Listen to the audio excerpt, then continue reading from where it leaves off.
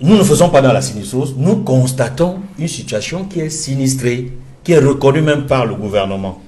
Et nous tenons à dire que sur le terrain, dans le nord-ouest, sud-ouest, la situation n'est pas du tout rose. Elle n'est même pas seulement morose. Elle est gravissime. Et c'est la raison pour laquelle, M. Noufele, les sénateurs aux États-Unis ont décidé d'examiner la possibilité pour le Congrès américain, pour le gouvernement américain, d'introduire une demande de réunion au Conseil de sécurité afin d'évaluer la situation qui prévaut au Cameroun, notamment dans le nord-ouest, le sud-ouest, depuis qu'un certain nombre de recommandations ont été prises, non seulement par le Sénat et la Chambre des représentants du Congrès américain, par le Parlement européen, par l'Union africaine, de faire un peu le point de toutes les recommandations qui ont été formulées et de comprendre pourquoi on n'avance pas. Et l'enjeu, quand ce sont les sénateurs américains, après les différentes résolutions qu'ils ont prises sur la situation qui prévaut dans le nord et sud-ouest, en ce moment précis, où une résolution des Nations Unies a imposé une pause humanitaire de 90 jours au Cameroun, comme dans la plupart des pays dans le monde où il y a des conflits, afin que les partis gouvernementales et les partis rebelles ou sécessionnistes puissent s'asseoir, discuter, dialoguer et parvenir à un cessez-le-feu. Et je n'ai cessé de rappeler sur ce plateau que les 90 jours sont sur le point de s'achever à la fin de ce mois. Et avant la fin de ce mois, l'Assemblée générale de l'ONU va s'ouvrir. Il y aura des rencontres, des discussions. Ensuite, il y a les débats généraux à partir du mois d'octobre. Et il n'est pas exclu, et je le rappelle, je le rappelle toujours, parce que j'aime mon pays. J'attire l'attention du gouvernement sur le fait qu'il y aura une évaluation de la situation au Cameroun.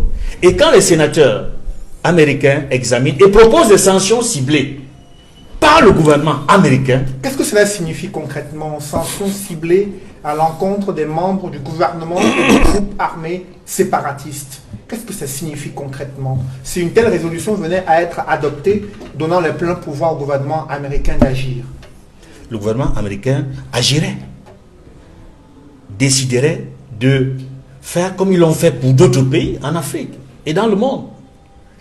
Il ferait des sanctions ciblées, en tout cas en ce qui concerne la coopération bilatérale, c'est-à-dire entre le Cameroun et les États-Unis. Ces sanctions rentreraient dans le cadre de la coopération bilatérale, sans exclure la possibilité de l'étendre au niveau de la coopération multilatérale, c'est-à-dire d'inviter tous les partenaires internationaux que j'ai cités là, l'Union européenne, le Parlement européen, les Nations unies, à travers le Conseil de sécurité et l'Assemblée générale de l'ONU, de se préoccuper du cas Cameroun.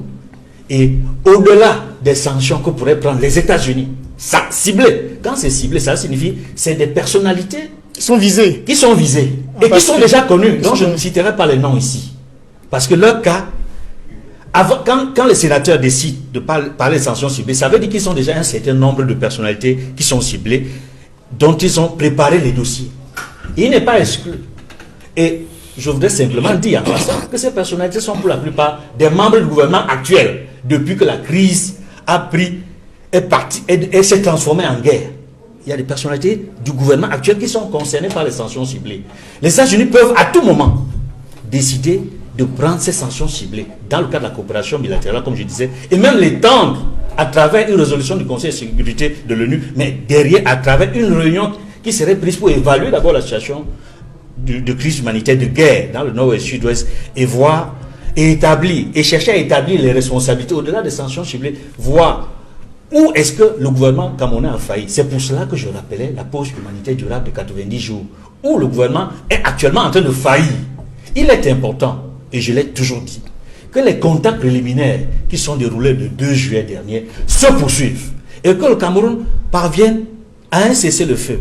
Ça me permet de répondre à l'aspect taire les armes des ambazoniens. Monsieur Meka, le gouvernement a une opportunité en or que lui donne le Conseil de sécurité dans la dernière résolution. L'appel à un cessez-le-feu, c'est de faire en sorte que le dialogue se poursuive entre les leaders sécessionnistes et le gouvernement pour parvenir à un cessez-le-feu. Parce que on terre les armes quand il y a le cessez-le-feu. Tant qu'il n'y a pas le cessez-le-feu, on ne peut pas terre les armes.